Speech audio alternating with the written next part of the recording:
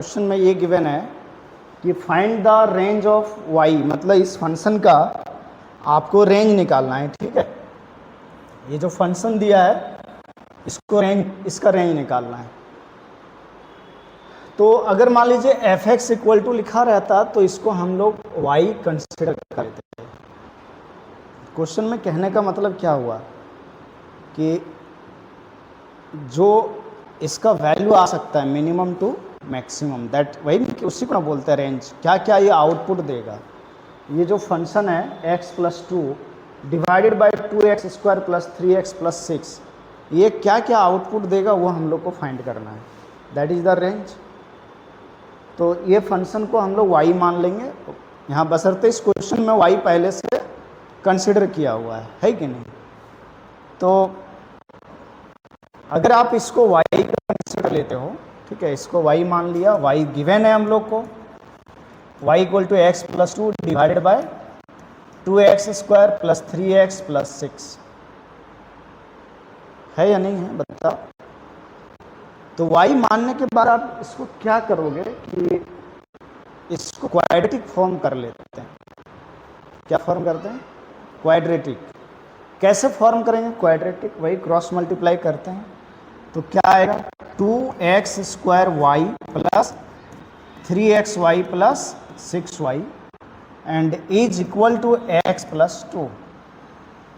ठीक है, अब यहाँ से देखो 2yx², right, quadratic in x form करेंगे। 3y, ये x इधर आया तो -1 हुआ, और इंटू x प्लस x इधर आएगा -x प्लस 6y - 2 = 0। ये हमारा क्या है?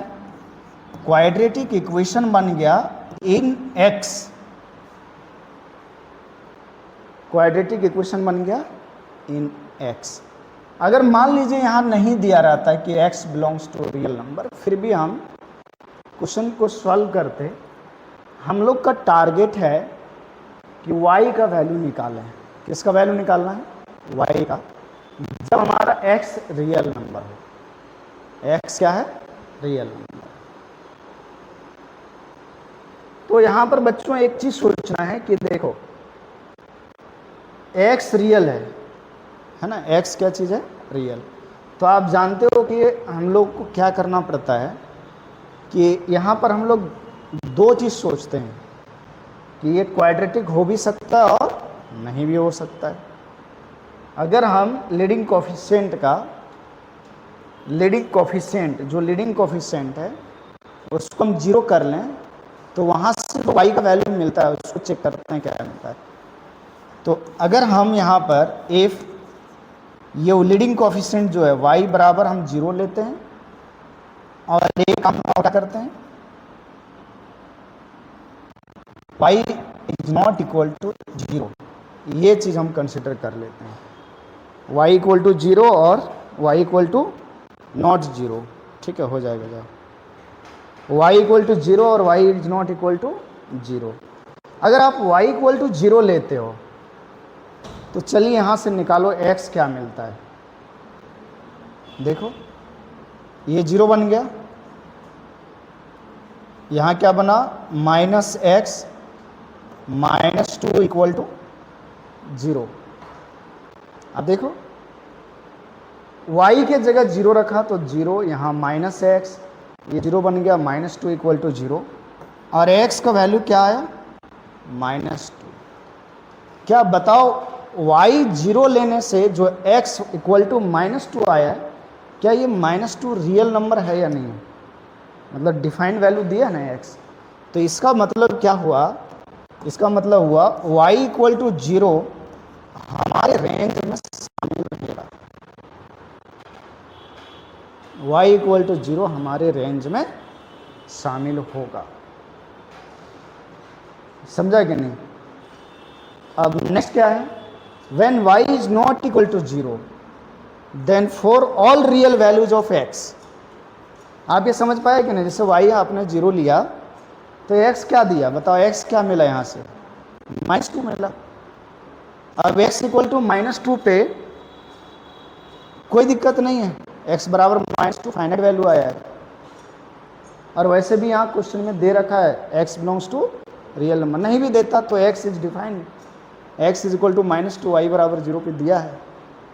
अब आगे देखो, y is not equal to 0 लेते हैं, मीन्स ये क्वाड्रेटिक लेते हैं, तो for all real values of x, अगर आप बोलते हो, सोचो किसी क्वाड्रेटिक इक्वेशन का रूट्स रियल है, तो रूट्स रियल का मतलब क्या हुआ, डिस्क्रिमिनेंट ग्रेटर देन और इक्वल टू 0, तो d ग्रेटर देन और इक्वल टू 0 लेंगे। और इसको अपन सॉल्व करें तो 3y माइनस 1 का स्क्वायर, बी स्क्वायर माइनस 4 ये से होता है, b के जगह पर 3y माइनस 1 है, माइनस 4 ये सी 4 into 2y into 6y minus, clear है। अब इसको एक्सपेंड करो, 9y square minus 6y plus 1, और ये माइनस 48y सही बन रहा है ना, देखो, और minus minus plus 16y greater than equal to 0, देख लो बढ़िया से, राइट, कैलकुलेशन सही है। अब आगे देखो ये क्या आएगा, -48 प्लस 9 माइनस 39y स्क्वायर, यही बनेगा, करेक्ट। 16y प्लस और माइनस 6y प्लस 10y और plus 1 greater than equal to 0, minus से मल्टीप्लाई कर लो, 39y square plus minus 10y minus 1, और ये साइन चेंज हो जाएगा, साइन क्या होगा, चेंज होगा। इसका फैक्टराइजेशन क्या होगा बताओ, इसका फैक्टराइजेशन क्या आएगा,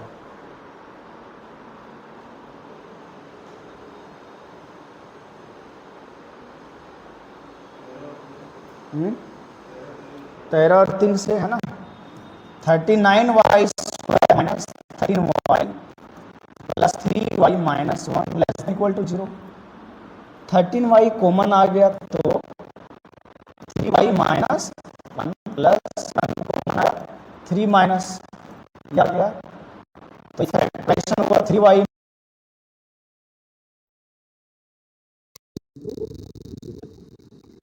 अब इसको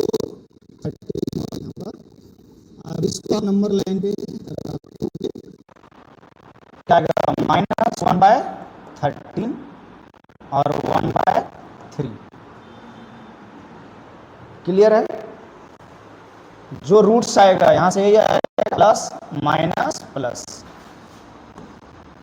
लेस देन इक्वल टू 0 है, मतलब नेगेटिव वाला इंटरवल सेलेक्ट करें। अब आप देख रहे हो इस इंटरवल में आपका y का वैल्यू 0 भी आ रहा है ना, और 0 को अपने आंसर में लेना है या नहीं लेना है, लेना है, आया -2 आया, तो फाइनल आंसर हमारा क्या हो जाएगा, ये और ये भी इंक्लूड रहेगा, यानी जो हमारा रेंज आएगा वो बाय 3, ये हमारा फाइनल आंसर होगा।